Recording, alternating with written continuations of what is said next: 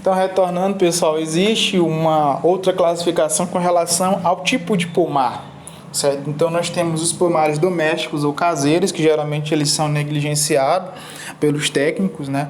Não se dá a devida importância, porém, é um setor interessante economicamente. Nós temos aqui na região de Teresina dois produtores de mudas que o mercado deles tende a atender esse tipo de cliente, né? Se a gente for levar em consideração que no entorno de Teresina nós temos uma diversidade muito grande de sítios, certo? Que uma das características do teresinense, né? Diferentemente das outras capitais do Nordeste que tem a praia, né? Tem o litoral, que eles viajam no final de semana para a praia. Aqui o teresinense, não só o teresinense, mas cidadão de Campo Maior, de Altos, tem a tendência de no final de semana ir para o sítio, né? Então tem a quantidade significativa de sítios no entorno da Grande Teresina, certo? Quando eu digo Grande Teresina, Campo Maior, Altos, José de Freitas, União, enfim. Então, essas propriedades, elas demandam mudas, né? Geralmente enxertadas, né? Aquele que é pressa, né? Para produzir, enfim. Então, é um mercado interessante no tocante à produção de mudas, certo? Outro tipo de pomar é o pomar comercial, que é o mais convencional, que a gente trabalha de forma mais intensiva na nossa disciplina, certo? Que aqui no Piauí a gente encontra esses pomares nos perímetros irrigados, tanto no norte do Piauí, em Parnaíba, quanto em Guadalupe, ali próximo de Floriano, certo? E na região semiárida, na região de Picos. E os pomares experimentais.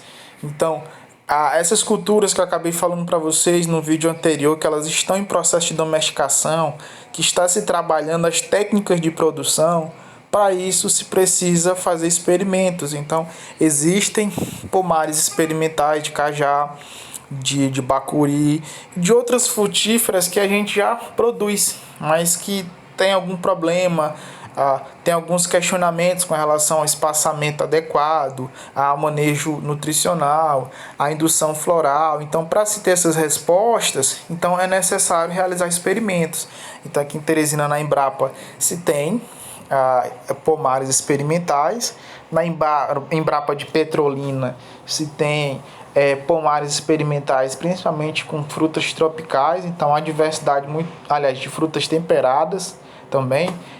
Uma diversidade muito grande de uva, de variedades de peras que estão se trabalhando para que a gente consiga produzir essas frutíferas no Nordeste, certo? E os pomares didáticos, né? Então, no nosso campus, nós temos um pomar didático de acerola, que a gente faz as práticas de adubação, de poda, certo? Antes da pandemia, a gente estava trabalhando a instalação de um pomar de maracujá. Então, a gente chegou a produzir mais de 300 mudas de maracujá, mais de 300 mudas de mamão também, que a gente ia implantar o nosso pomar didático. Mas, infelizmente, né, ocorreu a pandemia. Nesse momento a gente já tinha realizado a produção das mudas, essas mudas foram doadas e hoje nós temos relato de alunos que foram lá e pegaram essas mudas que já estão produzindo, né? Nós temos a imagem, vou até colocar no grupo para vocês, do nosso aluno que produziu maracujá lá, está produzindo maracujá com mudas oriundas lá das nossas práticas, né?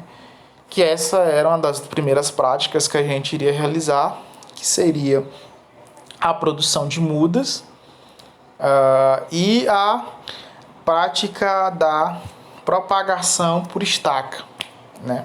Que é uma prática que a gente fez com a cultura da acerola. Então a gente estava multiplicando a acerola através de galhos de acerola. A gente fazia todo o procedimento lá, mas eu vou acabar gravando uma aula demonstrando, né, essa prática com a acerola.